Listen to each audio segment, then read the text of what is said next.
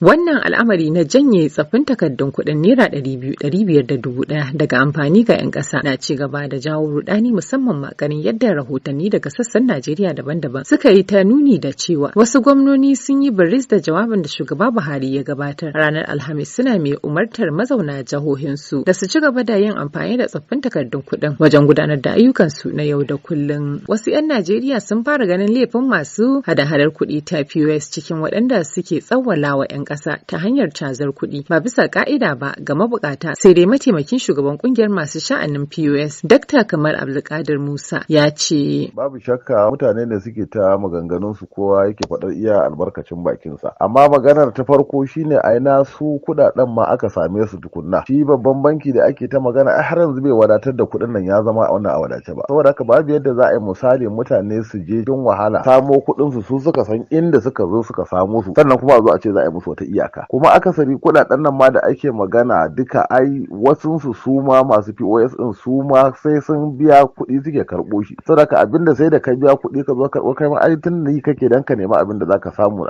abincin da kake ci, a ba da za ka zo kai abin da zaka faɗi. Amma zancen ai ta ɗora laifi akan masu harkar POS ni na ga an yi haka ba ai musu adalci ba. Daraktan hada-hadar kuɗi na CBN Malam Ahmad Bello Umar ya shaida mana cewa gwamnati za ta ɗauki tsauraran matakai akan duk mai POS da aka kama da laifin zaluntar 'yan ƙasa ta hanyar caje-caje da suka saba wa ka'ida. Gaskiya wannan abin da suke zalunci ne kai tsaye, ba wani boye-boye. Ba wanda ya ce su je su karbi kusan kashi 10 hannun mutane, cewa aka yi su karbi kuɗin cash out wanda aka tabbatar masu Naira 100 a 10,000 da suka saba karba. Amma wannan da mutum zai bada 100 a bashi 90,000 ina aka samu shi, kuma duk wanda ya kuskura aka kama shi yana wannan abu zai dandana kudansa. Akwai hukumomi da za su yi aiki tare da mu yanzu da yadda za su ƙara ba mu karfin gwiwa mu ci gaba da irin wayannan ayyukan da tabbatar da cewa ana bin ka'ida. Duk da ikirarin babban bankin Najeriya da ke jaddada cewa yana ci gaba da sakarwa bankunan kasuwanci kuɗi don rage raɗaɗin da 'yan ƙasa ke ciki, al'ummar Najeriya na daɗa bayyana irin halin kakanikayi da gwamnati ta jefa su a ciki. Ga dai munancin abin da zan iya cewa ibtila'i ne, dan uwana ya samu hatsari an kai shi asibiti ana bukatan 200,000. Yanzu na je na nemi kuɗi a banki ba a samu ba, kuma abin da ake bukata da gaggawa ne a yi mai aiki. Na je ATM ban samu kuɗi ba, na shiga banki ban samu kuɗi ba, na je NPOS sun ce lallai sai zan ba 300 dukkan 1,000. To ina muka dosa a kasar nan? Sunana Abdulbasit Musa, ina zaune a Kano. Na je kusan guri 4 domin in samu in cire kuɗi, masu POS suna ce mun ba kuɗi. Guda ɗaya da na samu yana da kuɗi, shi kuma sai dai ya bani Naira 2,000 da charges ɗin Naira 300. Ni dai wannan zancen canza kuɗin yanda ya shafi ni sai dai in fara cewa inna lillahi wa inna ilaihi raji'un, saboda babban kalubale ne da talaka ke fuskanta, kuma dole dai a ci abinci. Zancen kuma Muhammadu Buhari mu da a wurin talakawa ya ba mu kunya. A wani bangare kuwa gwamnoni daga sassan kasar daban-daban na ci gaba da fitowa fili su nuna karara ba sa goyon bayan matakin na bankin CBN, inda gwamna Bala Muhammad na jihar Bauchi ya ce gyaran kuɗi da ake da ya kawo mana wahala kwarai da gaske, musamman ma wa talaka. Ni misali a jiha na ƙananan hukumomi ma ba banki, kuma ana ciniki da kuɗi ne. Dole na ɗauka gwamnati lallaɓi ne da kuma ƙuduri wanda zai kama zuciyar talaka. Ya zuwa yanzu dai manufar musanyar naira da babban bankin Najeriya ya bayyana a watan Oktoban shekarar 2022 ya daɗa jefa al'umma musamman ma na yankunan karkara cikin matsatsi, lamarin da ya fara rikidewa zuwa tarzoma a jihohin Edo, Delta, Ondo, Oyo da dai sauransu.